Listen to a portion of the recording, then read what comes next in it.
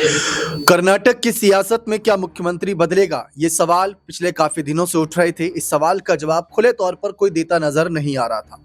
दबी जबान में कहा जा रहा था कि बदलाव हो भी सकता है और अब नहीं भी। लेकिन इस बीच कर्नाटक के ही मुख्यमंत्री सिद्धारमैया ने साफ कह दिया कि मैं 5 साल के लिए चुना गया हूं, 5 साल के लिए मुख्यमंत्री रहूंगा। ढाई ढाई साल का कोई सौदा नहीं हुआ है। अगर यही हकीकत है तो डीके शिव कुमार अब तक इस मामले पर क्यों चुप थे? क्यों दिल्ली के बार बार दौरे कर रहे थे? क्यों विधायक ये सवाल उठा रहे थे कि डीके शिव कुमार को अब मुख्यमंत्री बनाने की बारी आ गई है? क्या सचमुच कोई सौदा नहीं हुआ था या सौदा हुआ था लेकिन अब वो छुपाया जा रहा है? क्योंकि एक बार मुख्यमंत्री कुर्सी आ जाए हाथ में तो कौन ही छोड़ना चाहेगा। ऐसी सिचुएशन में सिद्धारमैया के इस बयान को लेकर सवाल उठ रहे हैं। माना तो यह जा रहा है कि सिद्धारमैया का यह बयान विपक्ष के लिए एक बड़ा तंज के रूप में सामने आया, क्योंकि वहां पर बीजेपी विपक्ष के रूप में और बीजेपी वहां कमल खिलाने के लिए देख रही है। बीच में खबरें कुछ इस तरीके की थी, जिस तरीके से राजस्थान मध्य प्रदेश में जोड़ तोड़ की राजनीति के प्रयास किए गए थे। मध्य प्रदेश में कामयाबी मिल गई थी, महाराष्ट्र में कामयाबी मिल गई थी। वही कामयाबी हासिल करना चाहती थी बीजेपी यहां कर्नाटक में भी। लेकिन डीके शिव कुमार ने अरमानों पर पानी फेर दिया। उन्होंने कांग्रेस आलाकमान के साथ बने रहने के लिए जो भी वायदे किए थे उसके साथ वे खड़े नजर आए। राहुल प्रियंका ने भी उनके वादों पर गौर किया, लेकिन जो सौदे की बात उठी है कि 2.5 साल का ऐसा कोई सौदा नहीं हुआ। इसी मुद्दे पर चर्चा करते हैं, क्योंकि ये बात साफ है कि सिद्धारमैया ने कह दिया कि वो कुर्सी 5 साल के कार्यकाल से पहले तो कतई नहीं छोड़ेंगे। इसी मुद्दे पर हमारे साथ अमन सर जुड़े हुए हैं। सर, क्या लगता है सिद्धारमैया का बयान कह सकते हैं कि एक आखिरी फैसला है? क्योंकि अगर कल को दिल्ली आलाकमान भी ये कहेगा कि अब आप हट जाइए और किसी युवा चेहरे या किसी और नेतृत्व को मौका दीजिए जो भविष्य के नजरिए से तैयारी करे, जो गलती राजस्थान में हुई, गहलोत को हटाकर पायलट को लाना चाह रहे थे लेकिन नहीं ला पाए, तो वो गलती कर्नाटक में ना दोहराई जाए, यहाँ बदलाव हो, तो क्या वही चीज नजर आ रही है? देखिए दीपक, कांग्रेस पार्टी में और खासकर जहां सत्ताधारी कांग्रेस पार्टी है उसके अंदर दिक्कत सबसे बड़ी यही है कि सत्ता को लेकर जो खींचतान है वो आप देखिए लगातार चलती हुई नजर आती है। कई जगह पे हमने देखा, चाहे मध्य प्रदेश की अगर हम बात कर लें, अच्छी भली कांग्रेस पार्टी चल रही थी, लेकिन जिस तरह से सिंधिया का रुख नजर आया, सरकार जो है 1.5 साल लगभग चली 2018-19 के आसपास, और फिर वहां पर बीजेपी काबिज हो जाती है। अब कई लोग ये भी कहते हैं कि भाई देखिए बीजेपी ने जो है सेंधमारी कर दी, बीजेपी ने कई विधायक छीन लिए, लेकिन जरा सोचिए कांग्रेस पार्टी के जो नेता हैं, जो उनका आलाकमान है, क्या इतना कमजोर हो गया है कि अपने विधायक, अपने नेताओं को अपने काबू में नहीं रख पाता? कुछ यही हाल अब कर्नाटक में भी देखने को मिल रहा है। विधानसभा सत्र के आखिरी दिन जिस तरह का माहौल नजर आया, वहां पर जो मुख्यमंत्री सिद्धारमैया, उनके जो गुट के लोग हैं वो बाकायदा पार्टी करते हैं, डिनर करते हैं, और जब यही बात को लेकर डीके शिव कुमार से पूछा जाता है कि भाई ये सब क्या चल रहा है, आप कहाँ हो इसमें, और जो 2.5 साल का फॉर्मूला था उसको तो बिल्कुल मना कर दे रहे हैं, तो वो भी कहीं ना कहीं इस पूरे मसले के ऊपर जिस तरह से आंख दिखाते हुए नजर आ रहा है, उससे ऐसा लगता है कि कर्नाटक में भी कोई बड़ी कह सकते हैं क्या यहाँ पर कांग्रेस पार्टी के लिए मुश्किल खड़ी होने वाली है? क्या कांग्रेस पार्टी एक बार फिर एक बड़े राज्य की सत्ता अपने हाथों से गंवाने वाली है? क्योंकि दीपक, आपको याद होगा, हमने सिर्फ मध्य प्रदेश का एग्जाम्पल लिया, लेकिन राजस्थान में भी आपको याद होगा कि जब अशोक गहलोत की कहीं से भी संभावना नहीं थी मुख्यमंत्री बनने की, मुख्यमंत्री बना दिया जाता, तो उसके बाद सचिन पायलट इतना नाराज हो जाते हैं कि 2020-21 में बाकायदा अपनी सरकार के खिलाफ एक अनशन करते हुए, एक प्रदर्शन करते हुए नजर आते हैं, जिससे आप समझ सकते हैं कांग्रेस खेमा इस बात को लगातार दिखाने की प्रयास करता है कि भाई हमारे बीच तालमेल बिल्कुल भी बेहतर है, कोई गड़बड़ नहीं है। लेकिन जब इस तरह की खबरें सामने आती है तो लगता है कि यहाँ कोई छोटी मोटी नहीं बल्कि बहुत बड़ी गड़बड़ है, क्योंकि चाहे सिद्धारमैया हो या डीके शिव कुमार हो, लगातार जिस तरह दिल्ली के दौरे करते हुए नजर आ रहे हैं, उससे ऐसा लगता है कि उथल पुथल कांग्रेस पार्टी के अंदर, खासकर कर्नाटक कांग्रेस के अंदर मची हुई। अब हो सकता है कि कहीं आपस की लड़ाई में कोई तीसरा बंदा फायदा उठाता हुआ नजर फिर ना आ जाए। जी, क्योंकि अगर हम देखें हरियाणा चुनाव में क्या हुआ था, कुमारी शैलजा वर्सेस भूपेंद्र सिंह हुड्डा हुआ, ये चला गया राज्य बीजेपी की झोली में।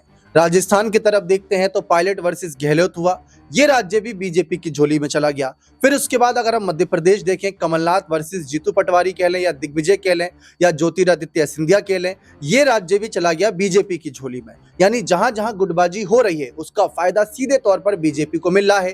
कर्नाटक में भी अगर हम देखें तो 2 गुट बढ़ चुके हैं, एक डीके शिव कुमार का, एक सिद्धारमैया का। इस बात से कोई गुरेज नहीं किया जा सकता, लेकिन सिद्धारमैया के गुट में कितने विधायक हैं, डीके शिव कुमार के पास कितने विधायक हैं, इस बात की कोई जानकारी नहीं। जबकि यही आंकड़ा हमें राजस्थान में पता चल गया था, क्योंकि पायलट नाराज होकर जो बाड़ेबंदी का खेल हुआ था उनके साथ करीब उस समय 19 विधायक थे। ज्योतिरादित्य सिंधिया ने जब पाला बदला था उस समय उनके साथ 23 विधायकों ने पाला बदला। हरियाणा में अगर हम देखें तो भूपेंद्र सिंह हुड्डा के समर्थन में भी कई विधायक थे जो सीधे तौर पर यह दिखा रहे थे कि अगर आलाकमान ने फैसला इनके खिलाफ लिया तो हम भी सरकार बनने नहीं देंगे।